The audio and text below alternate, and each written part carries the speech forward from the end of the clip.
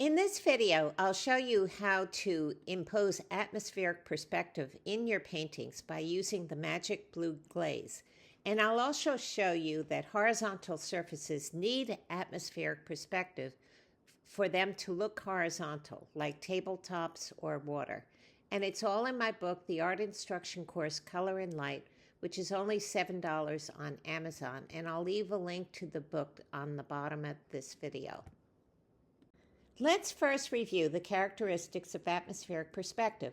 So it's all about contrasts. You have low contrasts in value and color, low contrast in saturation, details and texture get lost, edges become soft. In the foreground, you have all colors, but particularly yellow and orange. You then lose yellow and orange in the midground. And then in the background, you lose the red and green, so you really only have blues and violets. When using the magic blue glaze, mix a little bit of light blue with a lot of water or glazing medium until it looks like thin colored juice. And then choose a landscape and brush your magic glaze over just the distant trees here. Wait for it to dry, and then paint a layer over the distant trees and then this hill. Wait for that to dry and then paint a glaze over the distant trees, the hill, and then the house, leaving the foreground without any glaze.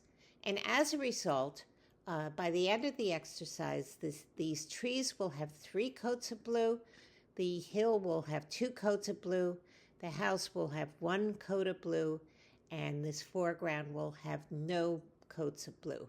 So using step-by-step layering, you can mimic atmospheric perspective. Glass is never truly invisible, so how do you show something through glass? I painted the inside of the car and then added the thin blue glaze over the windows, trying to mimic the thickness of the glass. And the magic blue softened the edges of everything seen through the glass. In contrast, the driver's side window looks open because the visible edge is sharp. Even though it's blue, it's sharp. And the window here has some reflections that obscure the view, so it contrasts with the window in front. Now, screens are tricky because they have many tiny wires, but you certainly don't want to draw them all. So instead, I painted the bright garden outside first, and then I layered light blue paint over it until the garden looked pushed back enough. And this mimics how screens scatter light, and it creates a haze that tells your brain that there's a barrier between the window and the outdoor scene. In my London picture, I imposed atmospheric perspective on these buildings in the distance, so they look like they're very far away. Here, I imposed atmospheric perspective on the people in the distance, so they look like they're far away from the ones in front. Any gradation will make a surface look horizontal.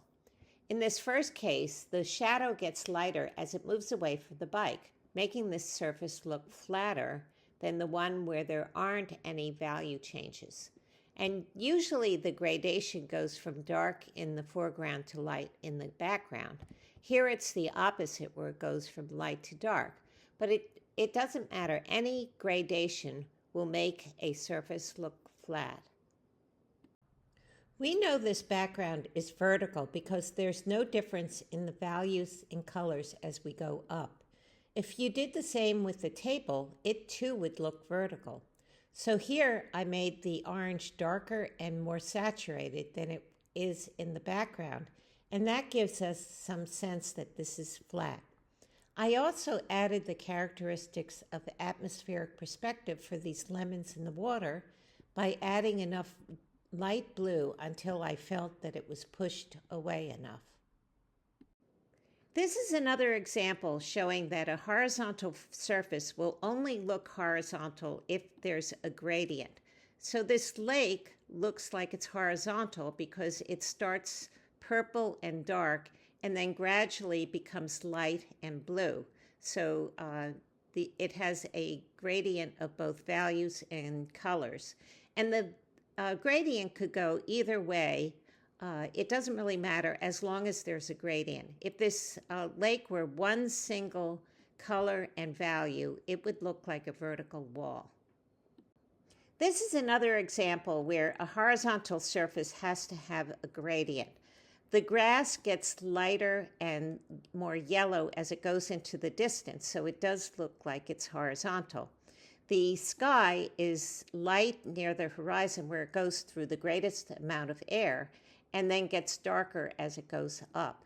But the path is the same from the foreground to the background, so it looks like a curve, a vertical curve that's standing upright.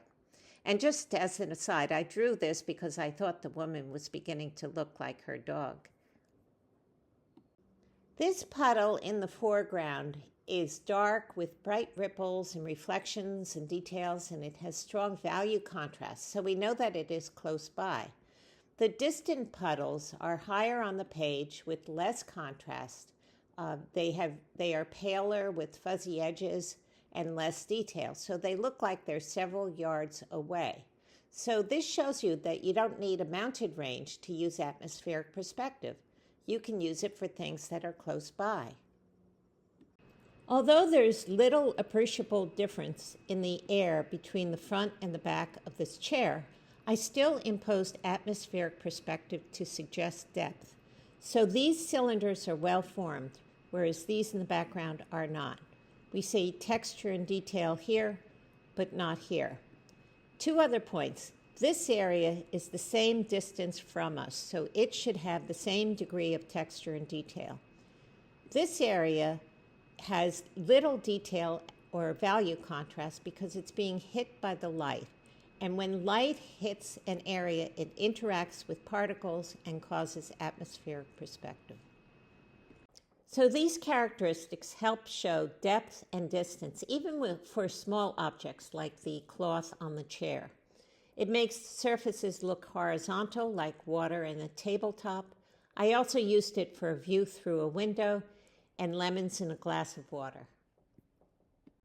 For those of you who find these videos a little challenging, I also have a YouTube channel called Ellen's Art for Beginners with a book on Amazon also called Ellen's Art for Beginners, which is only $7.